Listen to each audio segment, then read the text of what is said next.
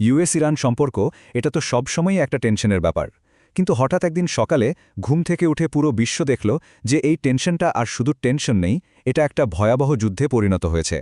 তো চলুন দেখি ঠিক কি ঘটেছিল সেদিন, যা মধ্যপ্রাচ্যের পুরো চিত্রটাই প্রায় বদলে দিয়েছিল। হ্যাঁ, তারিখটা ছিল ২৮শে ফেব্রুয়ারি ২০২৬। মানে প্রায় ৪৭ বছর ধরে যে একটা ছায়াযুদ্ধ বা প্রক্সি ওয়ার চলছিল, সেটা হঠাৎ করে একেবারে সরাসরি সংঘাতে রূপ নিল। আর এর ধাক্কায় পুরো মধ্যপ্রাচ্যই ক্ষেপে উঠল। আর এই অভিযানের একদম শুরুতেই তৎকালীন আমেরিকান প্রেসিডেন্ট ডোনাল্ড ট্রাম্প উনি বেশ নাটকীয়ভাবেই সরাসরি ইরানের জনগণের কাছে একটা বার্তা পাঠান। তার এই একটা কথাই কিন্তু পরিষ্কার করে দিয়েছিল যে আমেরিকার প্ল্যান শুধু একটা সামরিক অভিযান চালানো নয়, বরং তারা ইরানের সরকারটাকেই বদলে দিতে চাইছে। আচ্ছা, এই যে এত বড় একটা সংঘাত, এর মূলে ছিল কিন্তু একটা ঘটনা যা পুরো পরিস্থিতিকে বলা যায় এক রাতের মধ্যে বদলে দিয়েছিল। আর সেটা হলো ইরানের সর্বোচ্চ নেতার মৃত্যু। তো শনিবারের সেই অভিযানে কি হলো?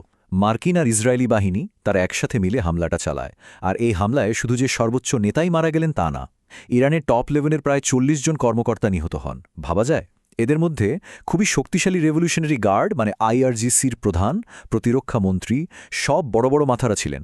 আর ট্রাম্পের ঘোষণা তো পরিষ্কার ছিল, এই অভিযানের একটাই লক্ষ্য, ইরান সরকারের হুমকিকে একেবারে শেকড় থেকে উপড়ে ফেলা। এখন প্রশ্ন আসে যে প্রকাশ্যে আমেরিকা এই হামলার পেছনে কি কারণ দেখালো, মানে অফিসিয়ালি তাদের উদ্দেশ্যটা ঠিক কী ছিল? দেখুন, ট্রাম্প প্রশাসন যে কারণগুলো দেখিয়েছিল সেগুলো কিন্তু বেশ পরিষ্কার। ১. ইরানের ব্যালিস্টিক মিসাইল প্রোগ্রাম শেষ করে দেওয়া। ২. তাদের নৌবাহিনীকে ধ্বংস করা। ৩. মধ্যপ্রাচ্যে তাদের যে প্রক্সি নেটওয়ার্ক আছে, মানে বিভিন্ন মিলিশিয়া গ্রুপ, সেগুলোকে ভেঙে দেওয়া।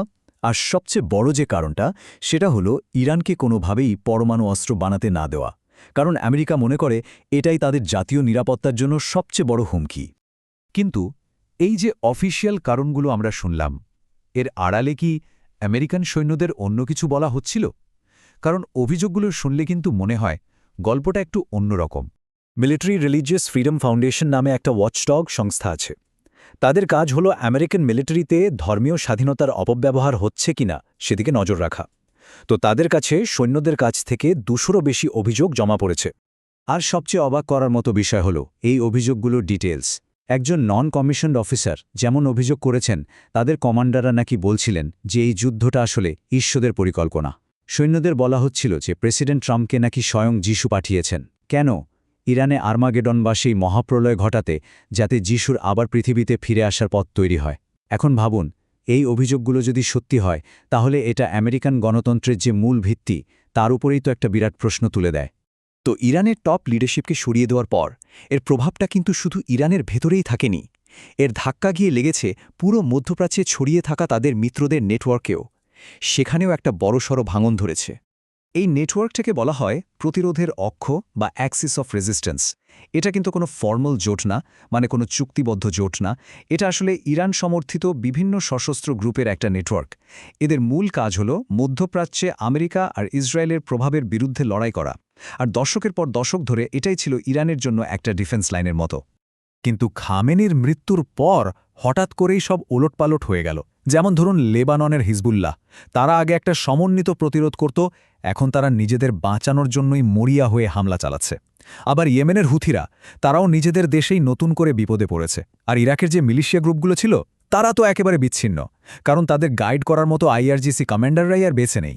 সোজা কথায়, যে সমন্বয়টা ছিল সেটার জায়গায় এখন তৈরি হয়েছে একটা চরম বিশৃঙ্খলা।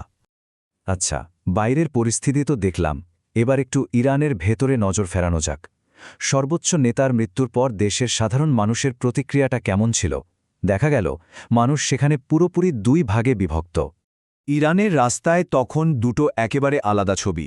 একদিকে কিছু মানুষ রীতিমতো উৎসব করছে, আনন্দে চিৎকার করছে, তারা ভাবছে এটাই হয়তো একটা নতুন ভবিষ্যতের শুরু। আর অন্যদিকে সরকারের সমর্থকরা রাস্তায় নেমে শোক পালন করছে।